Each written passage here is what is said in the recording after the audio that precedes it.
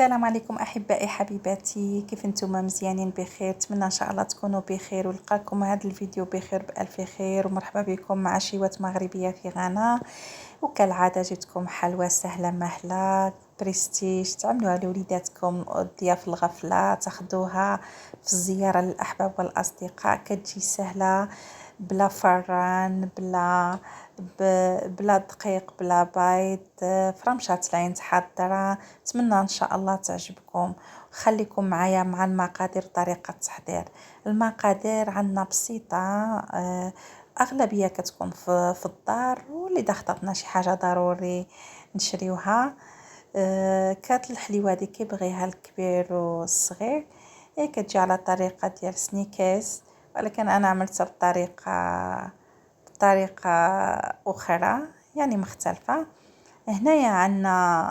هنايا عندنا 350 غرام ديال البسكويت، عندنا 85 غرام السكر، 45 ديال الكاكاو، 180 ملل ديال الحليب، وعندنا 85 ديال البيان او الكاكاو، 110 غرام الزبده. انا ما كناكلاشي، عملت شويه الزيت، فانيلا معلقه صغيره، والشوكولاته للتزيين، والبيان مجروش للتزيين. هنا عندنا القوالب على شكل طولي، وتعملوا اللي بغيتو نتوما، اي قالب حبيتو تعملوه.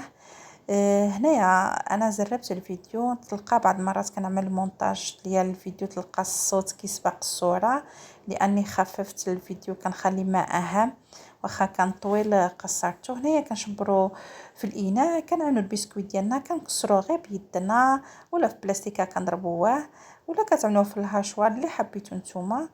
هو مع ذلك هو اللي غنكبوا على الصوص ما يبقاش هكذا. المهم هنايا هرسنا البسكويت ديالنا كامل، نطحنوا داك ال 85 غرام ديال البيان محمر سمحوا لي، مهرمش. كنخليوه اللي ما كيعجبوش الطريفات ديال الكاوكاو او البيان يطحنوا غبره، وكنخلطوه على مع البسكويت. وفي هذا الاثناء هذا كنخدو كسويله ولا طنجره صغيره، كنعملوا فيها السكر ديالنا 85 غرام مع الكاكاو 45 غرام، وكنحركهم مع بعضياتهم قبل ما نعملهم فوق النار.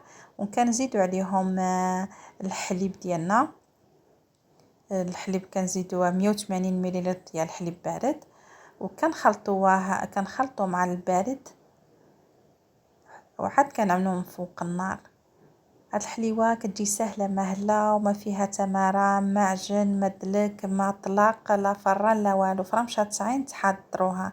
هنايا كنخلطوا العناصر ديالنا كامله حتى كتجانس مع بعضيتها، وكنعملوها على النار هادئه، فوق النار هادئه اكيد، باش ما تلصقش معانا، وطبيعه الحال التحريك. وكنأكد الناس اللي كتاكل الزبده، هنا كنعمل واحد معلقه صغيره د فانيلا، كنحركو. والناس اللي كتاكل الزبده كتعمل 110 غرام ديال الزبده. انا ما كناكلش الزبده، عملت غير واحد 3 معالق ديال الزيت، غير باش كيعطي ديك بريانتي ولا اللمعان ديال الشوكولا فقط.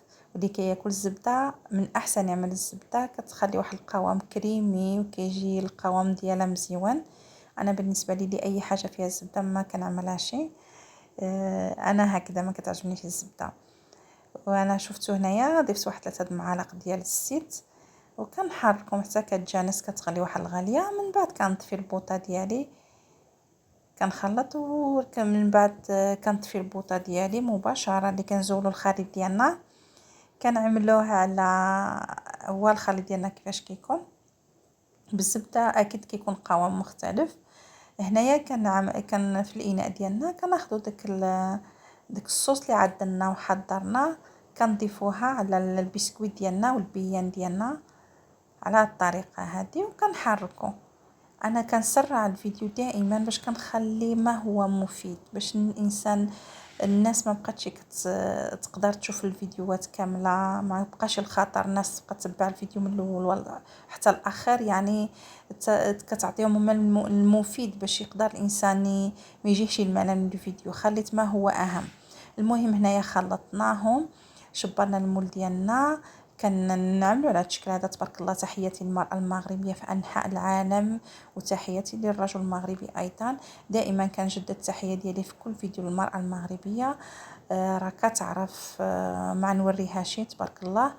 المهم اللي كنعملو في القوالب ديالنا الخليط ديالنا كنخليوه في الثلاجه واحد ساعتين 2 ساعات، المهم حتى تيتجمد معنا البسكويت ديالنا. باش كيسهل لنا الطريقه ديال التحضير اللي كنكونوا كنوضعوا له الشوكولا بكل سهوله، كيبس عليه الشوكولا ما كيعذبناش. في هذا الاثناء هذا كندخلوا الثلاجه ونجيو هنا نحضروا. عملت اللوحه يعني اللي كنقطعوا عليها الخضروات، غلفتها بالبلاستيك وعملت فوق من هذاك اللي كنعملوا عليها الكيكه. وهنا الشوكولا ديالنا ذوبناه الاسود، بغيتو تعملوا بني ولا تخلطوهم جوج مع بعضيتهم ابيض، هنا تزيين اختياري لكم. وهنا انا زولناها من بعد ما جمدت زولناها. هنايا كنزيد البيان محمر ومجروش او مهرمش، بغيتو تعملوا اللوز، بغيتو تعملوا الكركاع، بغيتو تخليوه سامبل اللي حبيتو نتوما. الطريقه دي كيجي بحال سنيكرز، كيجي مزيون بزاف. فهاد الاثناء كنبداو نغطيو الحليوات ديالنا على الطريقه هذه. المهم انا كنصور بواحد اليد وكنخدم. المهم سالينا هادو وعملت شوكولا بني وعملت شوكولا سوداء وزينت بشوكولا بيضاء. بعد ما سالينا الحليوات ديالنا زينتهم بهذه الطريقه هذه. عملت لهم اللي عملته بالشوكولا السوداء واللي عملته بالشوكولا بالحليب واللي زوقته بخطوط ديال الحليب شوكولاته بيضاء مع الكركاع. عملت شويه ديال الشوكولاتات بالالوان العقيقات في الخضار وفي الديين. المهم طريقه انا بغيت نتفنن فيهم. تبارك الله. المرأة المغربية عندها ما تقول وكل واحدة والبصمة ديالها. نتمنى ان شاء الله تنال الاعجاب ديالكم هذه الحليوه مع هذا المنظر الجميل جدا. واخا عندنا الحراره، حنا الحلويات ديال الشوكولا دغيا كتذوب، خصك تعملها في الثلاجه تاكل وتشد الثلاجه. نتمنى ان شاء الله تنال الاعجاب ديالكم هذه الحليوه وان شاء الله صدقوني انها كتجي غزاله فنه.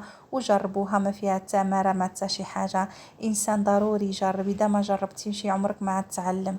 تجرب من الاحباب والاصدقاء والوالدين واللي تعلمنا واللي كنشوفوا في الاذاعه عند الشيف ضروري باش نتعلموا.